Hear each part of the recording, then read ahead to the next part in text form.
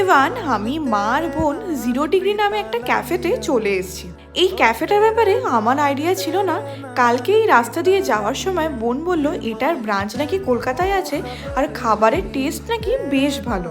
মা বোন চলে গেলে এরকম কোনো ক্যাফে বা রেস্টুরেন্টে আমি তো অ্যাটলিস্ট একা আসবো না, তাই ওরা থাকতে থাকতে ভাবলাম এই জায়গাটাও একবার ট্রাই করে দেখি।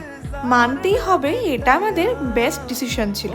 ফার্স্টে আমরা যে ড্রিঙ্কসটা নিয়েছিলাম সেটা ছিল কিউইর, আর মা বলল কফি খাবে। স্টার্টারে নিয়েছিলাম ফ্রেঞ্চ ফ্রাইস, তার সাথে বোনলেস চিকেন উইংস। সবগুলোই ভালো ছিল, কিন্তু এই ফ্রাইসটা আমাদের যেন সব থেকে ভালো লেগেছে। আর এখানকার অ্যাম্বিয়েন্সটাও বেশ ভালো। আমরা তো একটু বিকেলের দিকে গেছিলাম, তাই প্রথম দিকে আলোটা জ্বালাইনি।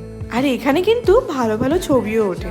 আরও ভালো জিনিস হলো এই জায়গাটা আমার সোসাইটি থেকে 15 থেকে 20 মিনিটের ডিস্টেন্সে। তো চলে এলাম আমরা বাড়িতে। দেখা হচ্ছে আবার একটা নতুন ব্লগে।